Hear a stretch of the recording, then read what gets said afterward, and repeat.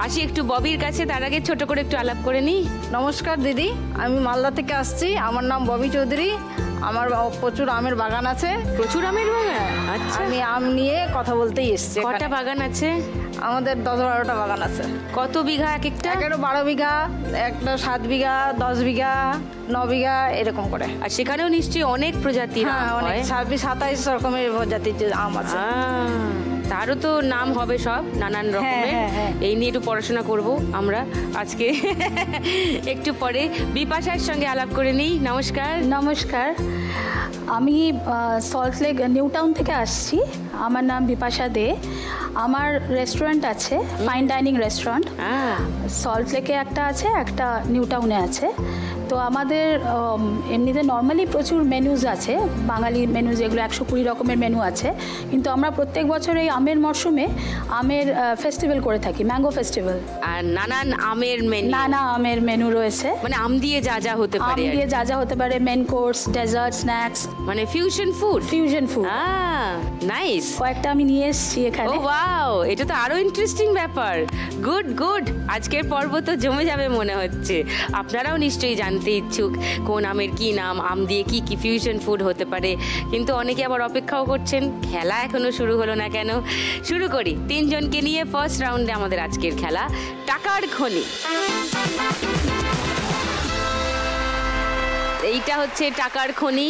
হ্যাঁ, 1 মিনিটের মধ্যে চোখ বন্ধ করে যত টাকা খুন্তি দিয়ে তোলা যাবে ওই লক্ষ্মীর ঝাঁপিতে, তত টাকা তোমার। এটাই খেলা, খুব ইজি, কিছু ব্যাপার না।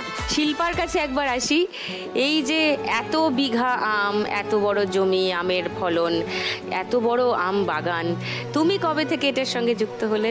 এই ব্যবসা আমার শ্বশুর শাশুড়ির হাত ধরে। তারপরে আমি যখন বিয়ে হয়ে আসি, এবার এত বড় ব্যবসা, এবার সবার পক্ষে তো একা সামলানো সম্ভব না, যেহেতু আমরা বাড়ির সদস্য পরিবারে। কবে বিয়ে হয়েছে তোমার? আমার বিয়ে হয় 11 বছর হলো। 11 বছর হতে চলছে। যে বিয়ের পর থেকে আমি এই ব্যবসার সাথে জড়িত। এবং প্রতিদিনই আমি বাগানে যাই। বাগানে এবার কোন লেবার কোন গাছের আম পারবে, কতটা মাল হবে, কতটা মাল আজকে রপ্তানি যাবে, গাড়িতে লোড হয়, সেখানে আমাদের বাইরে আম যায়। ক্যারেটে আম সাজানো, এবার কোন আমগুলো ভালো কি কোনগুলো বাজে দিচ্ছে সেইগুলো আমাকে দেখা, এইসব পরিচালনাগুলো ম্যানেজমেন্টের দায়িত্বে আমি আছি। তুমি যে আমাকে লিস্ট দেখালে নবাবের তৈরি করা লিস্ট, কোন নবাবের তৈরি করা এই বাগান? এটা নবাব রেশ মির্জা।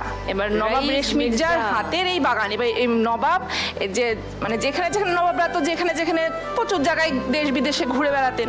এবার সেখানে সেখানে গিয়ে তিনি যে মানে আমগুলো খেতেন, সেগুলো ওনার যেগুলো যেগুলো পছন্দ হতো তিনি এনে এনে নিজে হাতে সেই এই বাগানটাই লাগাতেন। সেই করে করে তিনি 150 রকমের আমের প্রজাতির গাছ লাগিয়েছেন। এখানে কত রকমের আছে? আমি তো এখানে প্রায় 17 রকমের মতো হবে আছে।